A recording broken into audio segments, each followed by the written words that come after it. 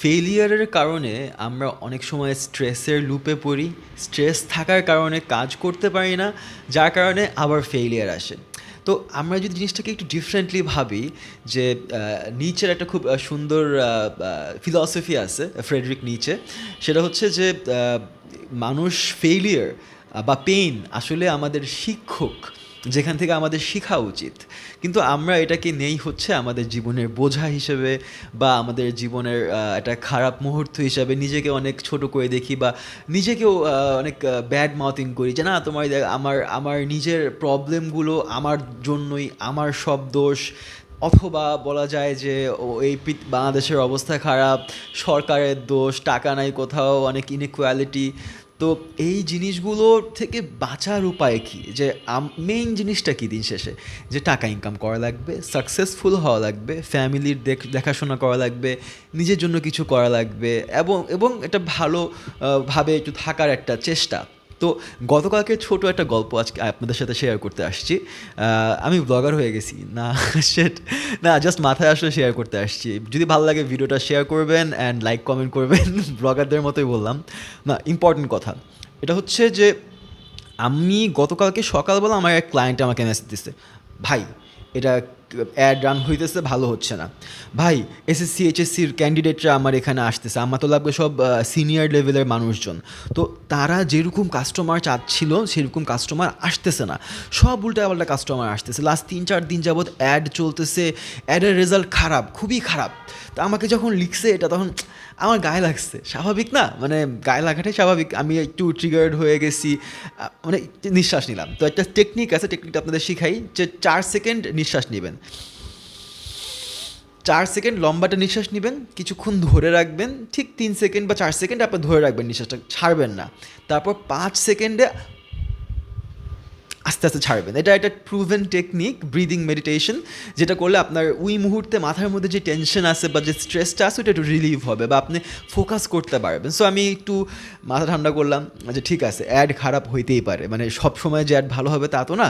ওনার কথা শুনি যে ভাই বলেন না, বলে যে ভাই আসলে অ্যাডের কোয়ালিটি খুব খারাপ, অনেক বাজে কাস্টমার আসতেছে। সো এখন আপনি এটা আপনাকে জানায় রাখলাম। তারপর আমি ওনাকে সুন্দর করে লিখলাম যে ভাই আমি এটা করব, এটা করব, এটা করব, অ্যাড ভালো হয়ে যাবে। তো সে মেসেজ দিছে রিপ্লাইতে, দেখা যাক। আমি তাও একটু প্যারা খাইলাম যে হ্যাঁ, এই মানুষটা তো সবসময় আমার সাথে খুব ভালোভাবে কথা বলে, হঠাৎ করে এরকম একটা পার্সপেক্টিভ চেঞ্জ কী হইলো বা সামথিং। তখন মানে আমি জিনিসটাকে নিয়ে স্ট্রেসড হয়ে যাচ্ছিলাম, স্ট্রেস স্ট্রেস স্ট্রেস, যে না হচ্ছে না, কী অবস্থা। আমি ভাবলাম যে অ্যাড ম্যানেজারের দোষ, অ্যাড ম্যানেজারের মধ্যে কী এমন করতেছি, ফেসবুক আমাকে ভালো রেজাল্ট দিচ্ছে না, ফেসবুকের দোষ, বা এরকম অনেক কিছু আমার মাথায় চলতেছিল। তো বাট ঠিক সময় আমার একটা বদভ্যাস বা ভালো অভ্যাস যেটাই বলেন না কেন, যে চ্যালেঞ্জিং সিচুয়েশনে আপনি যদি আমার একটা খাঁচার মধ্যে আটকায় রাখেন, সেই সময় আমি সবচেয়ে ভালো রেজাল্ট করবো, সবচেয়ে ভালো পারফর্ম তখনই করব।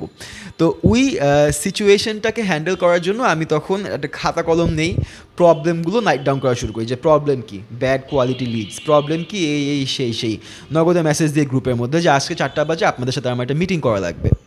তারাও মিটিং করতে রাজি হয়, তাদের তো সেল লাগবে। মিটিংয়ের অবস্থা অত ভালো ছিল না, মিটিংটা মানে তারা অনেক কমপ্লেইন করছে, অনেক কিছু বলছে, আমি চুপচাপ শুনছি, আমি কিচ্ছু বলি, আমি একবারও ডিফেন্ড করি না। আমি বলছি আপনি যা বলতেছেন ঠিক বলছেন, যদি লিড খারাপ হয়ে থাকে, যদি আপনি আমার অ্যাডভার্টাইজমেন্টের কারণে ভালো রেজাল্ট না পান, এটা আমার দোষ। তারা আমার সাথে 5 মাস যাবৎ কাজ করতেছে, আমরা কনসিস্টেন্টলি ভালো রেজাল্ট দিচ্ছি, হঠাৎ করে এখন খারাপ হচ্ছে।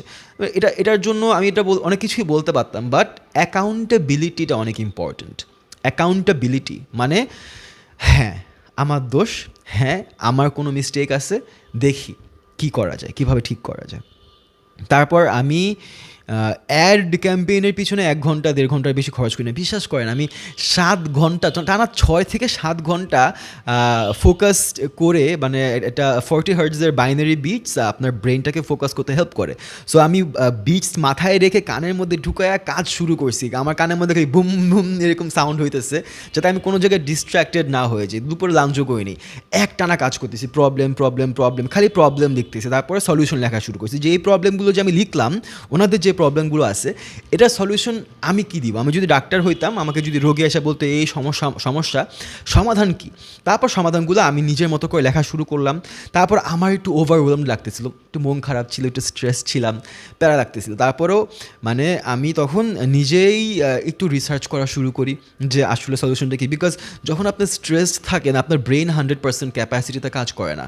তো যেটা হয়তো বা আমার একটু সময় কম লাগতো, আমার সময় বেশি লাগছে, বাট আমি ওই ধৈর্য ধরে ফোকাস করে কাজ করতেছি। একসাথে 7টা অ্যাড রান করার প্ল্যান প্রথমে করছি, যে অ্যাড রান করবো, ছেড়ে দিব, দেখবো কোনটা ভালো করে, তারপর এরকম। তারপর ভাবলাম যে না, এর থেকে বেটার আমি করতে পারবো। তখন আমি গুছাই, বাজেটটাকে নেই, কয় টাকা বাজেট আছে, কি করব, 3 দিন পর কি করব, আজকে কি করব, বিকালে কি করব, প্রসেসটা কি হবে, টেস্টিং কি করব, ফানেলটা কি হবে, কোন ডাটা সেট ইউজ করব, সব কিছু গুছাই। সব কিছু গুছানোর পরে 5 ঘন্টা লাগায়া আমি মাত্র 3টা অ্যাড ছাড়ি, মাত্র 3টা অ্যাড, বাট খুব চিন্তা ভাবনা করে, খুব ফোকাস করে, খুব মনোযোগ দিয়ে কাজটা করি।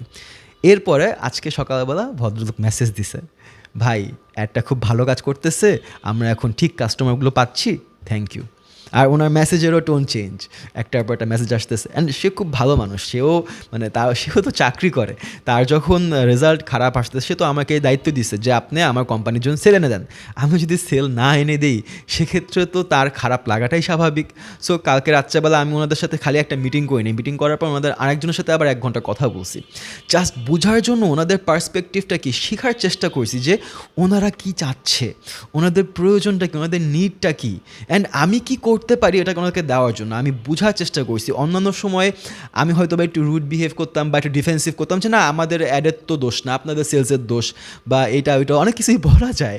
কিন্তু কালকে আমি এমন কিছু করিনি, আমি জাস্ট বলছি যে হ্যাঁ, অ্যাডটা খারাপ যাচ্ছে, আমি ঠিক করতেছি, সমস্যা নেই, আমি করে দেবো, কোনো প্যারা নেই, আমি তো আসি। তো ওনারা আমার সাথে 5 মাস যাবৎ কাজ করে, ওনারা জানে যে আমার কাজ কীরকম, সো ওই ভরসাটা আমার উপর রাখতেছে। ওনাদের এই মাসের অ্যাডের বাজেট 1 লাখ টাকা, অলরেডি মাত্র 20,000 টাকা খরচ করছি। 20,000 টাকা খরচ করার পরে কিন্তু আমি ফিডব্যাক নেওয়া শুরু করছি, যে ভাই কী সমস্যা, কেমনে আগাবো, কেমনে ভালো হবে, কেমনে কী করবে, সব কিছু আমি হিসাব করে আগাচ্ছি। তো এত কিছু বলার মেইন রিজন একটাই, সেটা হচ্ছে যে স্ট্রেস আউট হয়ে গেলে চেষ্টা করবেন একটা খাতা কলম নিয়ে লেখার, যে প্রবলেমটা কি, এই প্রবলেম লেখা শেষ। তারপরে সুন্দর করে সব বাদ দেন, সব কিছু ভুলে যান। কারণ ওই সময় মাথায় অনেক চিন্তা আসে, ফ্যামিলি নিয়ে চিন্তা আসে, গার্লফ্রেন্ড নিয়ে চিন্তা আসে, একটু ফেসবুক স্ক্রল করার চিন্তা আসে। আপনি যখন সবচেয়ে বেশি স্ট্রেস থাকবেন, আপনি ফেসবুক স্ক্রল করবেন বা গেম খেলবেন বা কিছু একটা করবেন যেটা আপনাকে চিন্তামুক্ত করে দিবে, আপনার ডিস্ট্র্যাক্টেড করে দিবে। বাট আপনার তো ফেসবুক স্ক্রলিং থামানো লাগবে বা গেম খেলা থামানো লাগবে। যখনই আপনি থামাই দিবেন, আপনার আবার খারাপ লাগা শুরু করবে। সো এই স্ট্রেস বা এই পেন থেকে দূরে দৌড়াবেন না, এটাকে অ্যাকসেপ্ট করবেন যে হ্যাঁ, এটা আমার দায়িত্ব। মনে করেন এটা বাচ্চার মতো যে খালি চিল্লাচিল্লি করে, বাট আপনারই বাচ্চা, কিছু করার নেই, করুক চিল্লাচিল্লি, মারতে তো পারবেন না।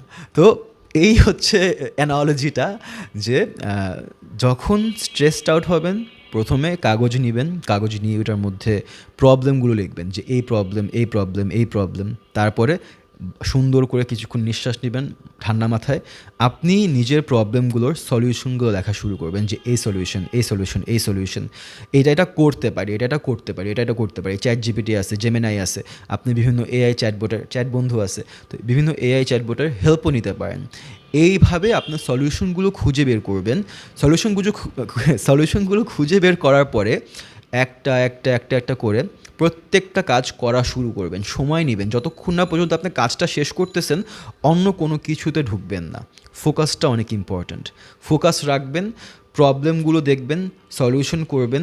তখন দেখবেন যে আপনি এমন একটা জায়গায় পৌঁছেছেন যেখানে আপনি নিজেই নিজেকে অবাক করে দিবেন, যে না, এই কাজটা আমি করছি। কালকে 5 ঘন্টা লাগায় অ্যাড রান করার কিছুই নেই, 3-4টা অ্যাড রান করছি, কিন্তু এটার পিছনে অনেক চিন্তা ভাবনা করা লাগে। কাজ দিন শেষে আমি একটা এক্সপার্ট, আমার কাছে ওনারা আসছে বিকজ আমি অনেক চিন্তা করতে পারি, আমি অনেক জানি। এই জানাটাকে, এই নলেজটাকে ব্যবহার করে একটা ভালো কিছু করার জন্য আমার সময় নিয়ে চিন্তা করা লাগে।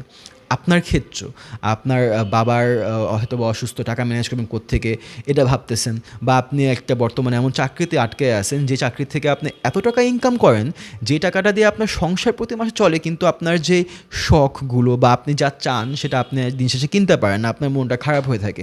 তো এটা নিয়ে প্রতিদিন খারাপ লাগা বা আফসোস করে ঘুমায় যাওয়ার থেকে একদিন সময় নেন, 4 ঘন্টা সময় নেন। 4 ঘন্টা সময়ের মধ্যে প্রথম 1 ঘন্টা খালি প্রবলেমগুলো আইডেন্টিফাই করেন যে কী আপনার জীবনের প্রবলেম। বাকি 3 ঘন্টা এটার সলিউশন কী হইতে পারে সেগুলো লেখেন। তারপরে প্রত্যেকটা সলিউশনগুলোকে এক্সিকিউট করার চেষ্টা করেন ওয়ান বাই ওয়ান। সেদিন যদি না করতে পারেন, পরের সপ্তাহে একটা টাইম ফিক্স করে রাখেন যে আজকে আমি সলিউশন নিয়ে এতক্ষণ ভাবছি, আগামী সপ্তাহে এই সময়টাই আমি এই সলিউশনগুলো নিয়ে ভাববো। জীবন পাল্টা যাবে। Thank you. খুব ভাল লাগে ভাই, খুব ভাল লাগে যখন মানে নিজের কাছে নিজে প্রমাণ করতে পারি। আমি আপনাদেরকে আইসা বলতেছি আমি এত কিছু করে ফেলছি, এটা তো কিছু যায় আসে না। বিকজ এখানে মানে আমার এত ফলোয়ার্স বা এত রিচ নাই যে মানুষ কমেন্ট করবে ওয়াও জোস কাজ করছেন হ্যান তেন এই সেই, বাট দিন শেষে এটা আমার জন্য একটা অ্যাচিভমেন্ট। আমার গতকালকে কনফিডেন্স লেভেল ছিল এখানে, আজকে কনফিডেন্স লেভেল এখানে, আজকে আমি সব কিছু করতে পারবো। বিকজ যে এমন একটা সিচুয়েশন, যে সিচুয়েশনে আমি জানি এটা বাংলাদেশের বেশিরভাগ ক্ষেত্রেই বেশিরভাগ মিডিয়া বাইরের জন্য ডিফিকাল্ট হয়ে যাবে একদিনে ক্যাম্পেইনের রাস্তা ঘুরে দেওয়া। বাট যেহেতু ফোকাসটা করে জিনিসটা অ্যাচিভ করছি, এখন আমি নিজে বলতে পারবো যে না আমি তো একটা মাল। তো নিজে বলতে পারা যে ভাই তুই একটা মাল, এটা হচ্ছে ভালো ফিলিং পৃথিবীতে কিচ্ছু নাই। একবার ট্রাই করে দেখেন, সারা জীবন মনে রাখবেন। Thank you. সাবস্ক্রাইব, লাইক দেন, পেজে একটু লাইক দেন, একটু ফলো করেন, একটু কমেন্ট করেন প্লিজ।